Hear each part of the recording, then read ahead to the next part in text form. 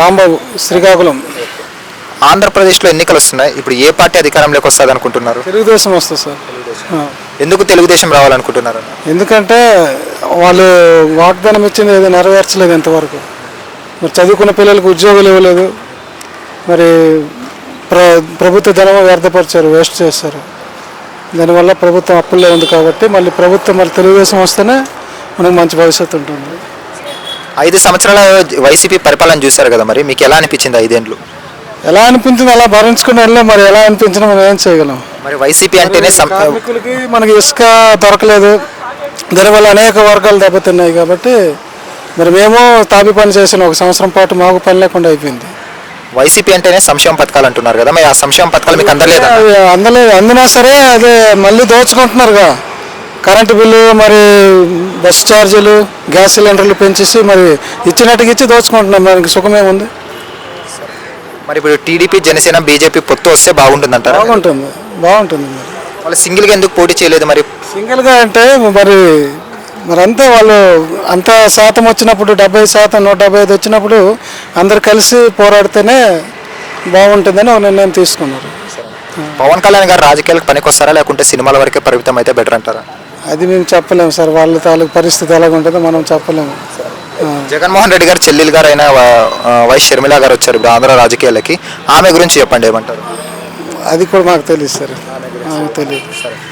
పోనీ కడప ఎంపీగా పోటీ చేస్తున్నారా? రాజశేఖర రెడ్డి కుమార్తెగా గెలుస్తారంటారా? అంతవరకు మాకు తెలియదు సార్.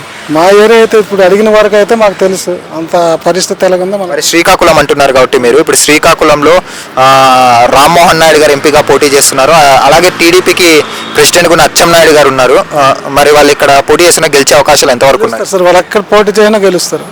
ఎందుకంటే వాళ్ళు ప్రజలకి మేలు చేస్తారు కాబట్టి వాళ్ళకి గెలవడానికి అవకాశం ఉంది. ఇప్పటి వరకు తెలుగుదేశం పుట్టిన నుంచి వాళ్ళు ఓడిపోయింది ఇప్పుడు మేము చూడలేదు. అంటే వాళ్ళ నాన్న రామ్మోహన్ నాయుడు గారు ఒక నాన్నగారు ఎర్రనాయుడు గారు వాళ్ళ లెగసీని ఎలాగ ఫాలో చేస్తున్నారు? అవును సార్. ఒకవేళ టీడీపీ రాకుంటే ఏంటన్న పరిస్థితి? టీడీపీ రాక మరి మన దురదృష్టం మనం అనుభవించవలసిందే. మరి తప్పదు. పరిస్థితి ఏంటంటే ఇంకా దారుణంగా ఉంటుంది. చంద్రబాబు నాయుడు వచ్చారనుకో, పోలవరం కానీ ఆంధ్రప్రదేశ్లో రోడ్లు కానీ ఇవన్నీ అభివృద్ధి జరుగుతాయంటారు. ఆంధ్రలో రోడ్లు మీరు చూసారో లేదో, ఆ రోడ్ల వల్ల చాలా మంది చనిపోతున్నారు, యాక్సిడెంట్లు. ఎక్కడ రోడ్లు అలాగే ఉన్నాయి. మరి చంద్రబాబు నాయుడు చేస్తారు అవి? చేస్తారు సార్, కంపల్సరీ చేస్తారు. అలాగే 3 రాజధానులు అంటున్నారు కదా, 3 రాజధానులు కరెక్టా రాంగ్ అన్న? 3 రాజధానులు ఎక్కడ ఉంటాయి సార్? 3 రాజధానులు ఎవరైనా అలాగే చేస్తున్నారు ఎక్కడైనా. అంటే ఒకటే ఉంటే బెటర్ అంటారు? ఒకటే ఉంటే బెటర్. అంటే అమరావతినే మీరు రాజధానిగా ఇంకా స్వీకరిస్తారు? పని మీద వెళ్తాం సార్, రాజధాని పని మీద.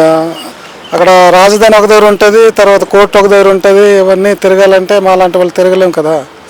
అన్నీ ఒక దగ్గర ఉన్నప్పుడు మా పనులు పూర్తి అవుతాయి. ఓవరాల్గా అయితే మరి ఏమంటున్నారు? మరి ఏ పార్టీ వస్తుంది? దేశం వస్తుంది, కంపల్సరీగా వస్తే అందరికీ మంచిది అనుకుంటున్నాం మేము. హాయ్ ఫ్రెండ్స్, మా ఫ్యూచర్ టుడే ఛానల్ చూస్తున్నందుకు చాలా థ్యాంక్స్. మరిన్ని లేటెస్ట్ వీడియోస్ కోసం వెంటనే సబ్స్క్రైబ్ చేయండి. అలాగే ఈ బెల్ ని కూడా రింగ్ చేసేయండి. మా లేటెస్ట్ వీడియోస్ నోటిఫికేషన్స్ అన్నీ మీ మొబైల్లో వస్తాయి. మా వీడియోస్ మీకు నచ్చితే లైక్ చేయండి, షేర్ చేయండి. నచ్చకపోతే కామెంట్ చేయండి.